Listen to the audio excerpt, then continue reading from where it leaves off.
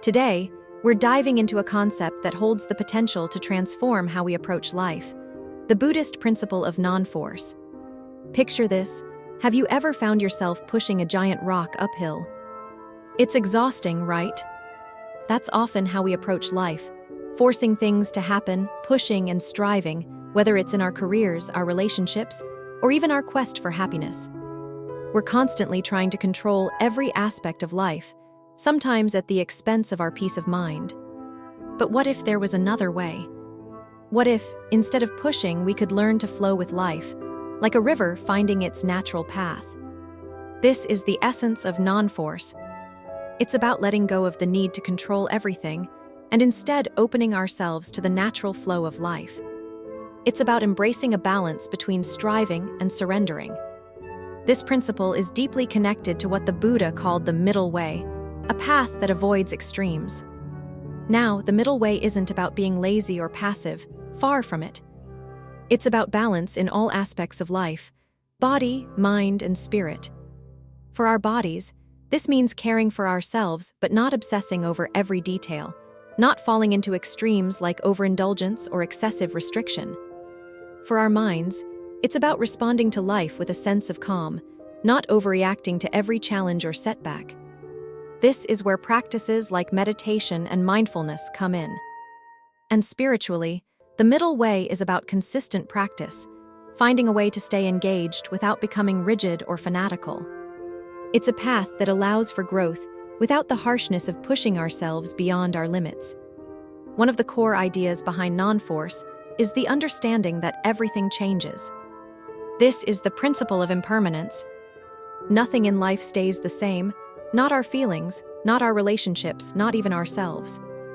Change is inevitable, and while that might sound unsettling at first, it's actually one of the most liberating truths we can accept. When we understand that everything is temporary, we're less likely to cling to things, less likely to stress out over what is inevitably going to change. Instead of fighting against the flow of change, we can learn to embrace it, to appreciate the present moment, and to move forward with grace. Think about it for a moment. How many times have you found yourself desperately holding on to something, resisting change because you were afraid of what might happen? Maybe it's a relationship that you're not ready to let go of, or an old job that no longer fulfills you. The more we cling to these things, the more we resist the natural flow of life, the more we experience suffering. When we can accept that everything is impermanent, we're freed from the need to control, and we begin to experience life with a greater sense of ease. Another powerful aspect of non-force is understanding our interconnectedness. We're not isolated beings, but rather part of a vast web of connections. Our actions ripple out, impacting not only our own lives but the lives of everyone around us. This is where mindfulness and compassion become essential.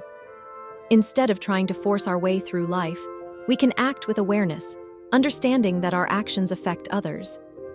This mindset helps us to step away from the desire to control and instead focus on working with others, realizing that collaboration and compassion often bring better results than pushing through alone. Life isn't always easy. We all know that. It's filled with challenges and suffering, something the Buddha referred to as dukkha. But by accepting the reality of suffering and by practicing non-attachment, we can ease our suffering. When we stop clinging so tightly to the things that bring us pain, whether it's our own ego, our desires, or even our attachments to the past, we can cultivate a deeper sense of peace. We can develop compassion for ourselves and for others, knowing that we're all on this journey together. Non-force isn't just a concept, it's a journey of self-discovery. It's about cultivating mindfulness in every moment, being present with what's happening now, and observing our thoughts and feelings without judgment. This practice helps us to develop equanimity, the ability to stay steady and balanced, regardless of the ups and downs of life.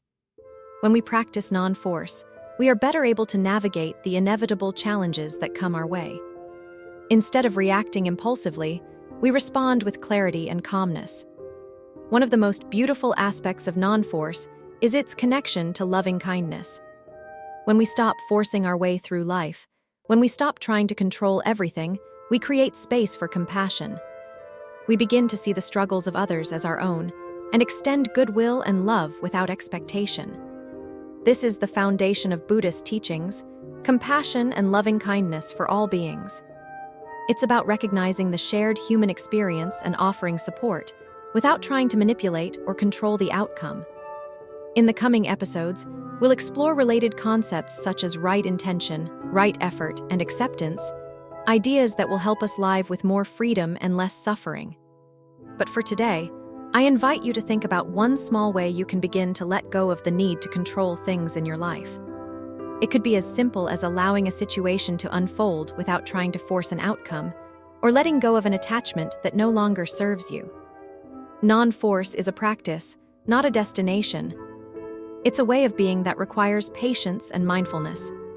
But with time, you may find yourself embracing life with a newfound sense of peace. Remember, life doesn't have to be a constant battle.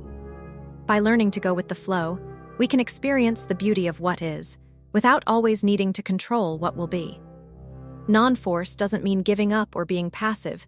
It means finding the natural rhythm of life and moving with it, rather than against it. And in doing so, we find balance, freedom, and ultimately peace. Thank you for taking this journey with me today. Until next time, may you find ease in the flow of life and peace in the present moment.